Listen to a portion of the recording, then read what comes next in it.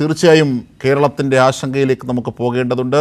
വിജിൻ വായന്തോട് തിരുവനന്തപുരത്ത് നിന്നും ചേരുകയാണ്. വിജിൻ, കേരളത്തിൻ്റെ ഏറെക്കാലമായുള്ള ന്യായമായ ആവശ്യമായിരുന്നു എയിംസ്.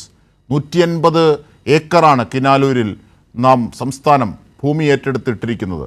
ഇതടക്കമുള്ള കാര്യങ്ങളുണ്ട്, സാമ്പത്തിക പാക്കേജിൻ്റെ കാര്യങ്ങളുണ്ട്, GSTയുടെ ആഘാതം, അതിൻ്റെ കോമ്പൻസേഷൻ അടക്കം വലിയ ചർച്ചയായി നിൽക്കുമ്പോൾ വ്യവഹാരങ്ങളിലേക്ക് പോലും പോയാണ് ആ അവകാശങ്ങൾ നേടിയെടുക്കേണ്ടി വന്നത്. ഇങ്ങനെയൊക്കെയുള്ള സാമ്പത്തികമായ തളർത്തലുകൾക്കിടയിൽ ഈ ബജറ്റ് എന്തൊക്കെയാണ് കേരളത്തിനായി ബാക്കിയാക്കിയത്? അജിംഷാദ്, എന്തായാലും കേരളത്തെ പൂർണ്ണമായും തഴഞ്ഞുകൊണ്ടുള്ള ഒരു ബജറ്റ് തന്നെയാണ് എന്ന കാര്യത്തിൽ ഒരു സംശയവുമില്ല. ബജറ്റിന് തൊട്ട് മുമ്പായി ധനമന്ത്രി ബാലഗോപാൽ തന്നെ കേന്ദ്ര ധനമന്ത്രിയുമായും അതുപോലെ തന്നെ വകുപ്പ് ഉദ്യോഗസ്ഥരുമായും ഒക്കെ സംസാരിച്ച് അതിൽ ഏറ്റവും പ്രധാനപ്പെട്ട ആവശ്യമായി സംസ്ഥാനം ഉന്നയിച്ചിരുന്നത് 24,000 കോടി രൂപയുടെ പ്രത്യേക പാക്കേജ് അനുവദിക്കണം എന്നുള്ളതായിരുന്നു. പക്ഷേ അത് പൂർണ്ണമായും തഴഞ്ഞിരിക്കുന്നു. അത്തരത്തിലുള്ളൊരു ആവശ്യം പരിഗണിക്കാൻ പോലും കേന്ദ്ര സർക്കാർ തയ്യാറായില്ല എന്നുള്ളതാണ് ഏറ്റവും പ്രധാനമായി എടുത്തു കാണേണ്ടത്. ഒപ്പം തന്നെ പലതരത്തിലുള്ള കേന്ദ്ര വിഹിതം വെട്ടിക്കുറച്ചതുമായി ബന്ധപ്പെട്ട് കാലങ്ങളായി സംസ്ഥാനം വലിയ തരത്തിലുള്ള സാമ്പത്തികമായ ഞെരുക്കമാണ് നേരിട്ടുകൊണ്ടിരിക്കുന്നത്.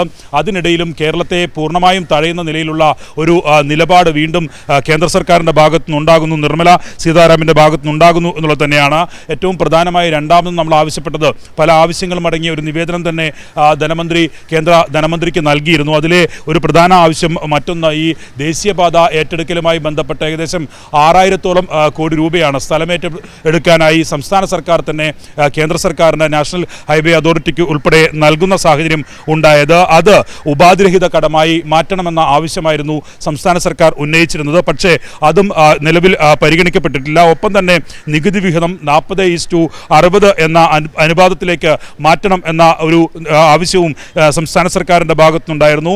അതിലും ഒരു തീരുമാനം കേന്ദ്ര സർക്കാരിൻ്റെ ഭാഗത്തുനിന്ന് ബജറ്റിൽ ഉണ്ടായിട്ടില്ല എന്നുള്ളതും എടുത്തു കാണേണ്ടതാണ്. മറ്റൊരു പ്രധാനമായ ആവശ്യം എന്ന് പറയുന്നത് ഈ കിഫ്ബിയും അതുപോലെ തന്നെ പെൻഷൻ കമ്പനി രൂപീകരിച്ചുകൊണ്ടാണ് സംസ്ഥാന സർക്കാർ ഈ ക്ഷേമ പെൻഷൻ ഉൾപ്പെടെ നൽകിക്കൊണ്ടിരിക്കുന്നത്. ഒപ്പം തന്നെ കേരളത്തിൻ്റെ വികസന പ്രവർത്തനങ്ങൾ ഉൾപ്പെടെ പൂർണ്ണമായും നടക്കുന്ന നിലവിൽ കിഫ്ബി ഫണ്ടൊക്കെ ഉപയോഗപ്പെടുത്തിയിട്ടാണ് റോഡുകളുടെയും സ്കൂളുകളുടെയും അതുപോലെ തന്നെ ആശുപത്രികളുടെയും ഒക്കെ നവീകരണവും ഹൈടെക് ആക്കുന്ന നടപടിയും ഒക്കെ നടന്നുകൊണ്ടിരിക്കുന്നത് കിഫ്ബി ഫണ്ട് ഉപയോഗപ്പെടുത്തിയിട്ടുകൊണ്ടാണ്.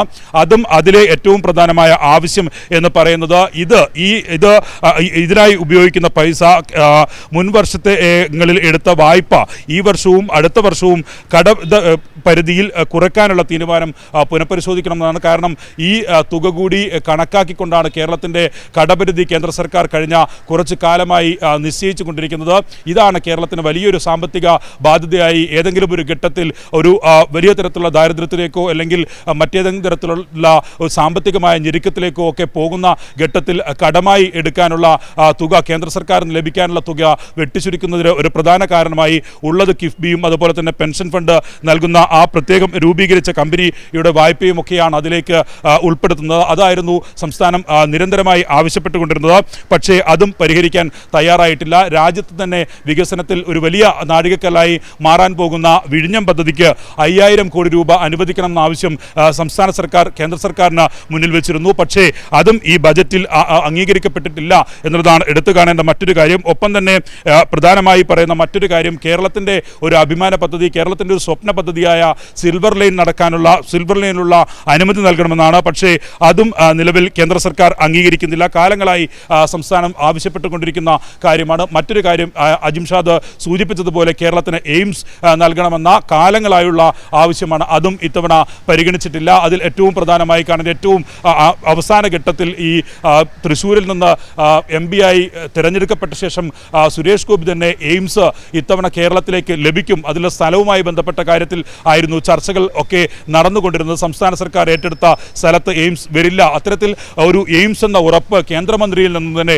സുരേഷ് ഗോപിയിൽ നിന്ന് തന്നെ നമുക്ക് ലഭിക്കുന്ന ഒരു സാഹചര്യം ഉണ്ടായിരുന്നു. പക്ഷേ കേന്ദ്ര സർക്കാരിൽ സമ്മർദ്ദം ചെലുത്താൻ ഈ കേന്ദ്രമന്ത്രിമാർക്ക് കൂടി കഴിഞ്ഞിട്ടില്ല എന്നുള്ളതാണ്. കേരളത്തിൻ്റെ പേര് പോലും ബജറ്റിലെ ഒരു ഭാഗത്തും പരാമർശിക്കപ്പെടാത്ത, കേരളത്തെ അവഗണിച്ചു, അർഹമായ സംസ്ഥാനങ്ങളെ ഒക്കെ അവഗണിച്ചു.